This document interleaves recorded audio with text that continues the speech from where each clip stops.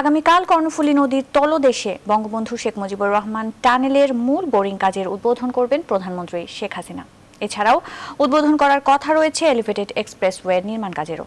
ব্যবসায়ীরা বলছেন, এই দুটি প্রকল্পে চট্টগ্রামের যোগাযোগ ব্যবস্থায় আনবে আমূল পরিবর্তন, সেই সঙ্গে বাড়বে বৈদেশিক বিনিয়োগও।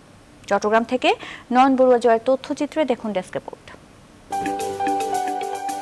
কর্ণফুলী নদীর তলদেশে নির্মিত হচ্ছে দক্ষিণ এশিয়ার প্রথম টানেল বঙ্গবন্ধু শেখ মুজিবুর রহমান টানেল। দুটি টিউব সম্বলিত মূল টানেলটির দৈর্ঘ্য ৩.৪ কিলোমিটার এবং টানেলের পশ্চিম ও পূর্ব প্রান্তে ৫.৩৫ কিলোমিটার সংযোগ সড়ক চট্টগ্রামের আনোয়ারা উপজেলাকে শহরের সঙ্গে যুক্ত করবে। ২৪ ফেব্রুয়ারি বঙ্গবন্ধু শেখ মুজিবুর রহমান টানেলের খনন কাজের উদ্বোধন করবেন প্রধানমন্ত্রী শেখ হাসিনা।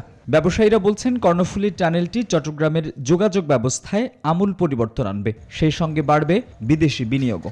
টানেল এটা যদি হয় তাহলে নদীর ওই পারে আনোয়ারাতে যে ইকোনমিক জোন, তাহলে আমাদের যে দুইটা সিটির যে একটা অবস্থান সেটা কিন্তু দৃশ্যমান হবে। আনোয়ারায় যে শিল্প জোন হচ্ছে, শিল্পনগরী, অর্থনৈতিক অঞ্চল, মিরসরাইতে অর্থনৈতিক অঞ্চল হচ্ছে, তো মূলত আনোয়ারার অর্থনৈতিক অঞ্চলের জন্য আমি মনে করি এই টানেল অত্যন্ত গুরুত্বপূর্ণ ভূমিকা রাখবে।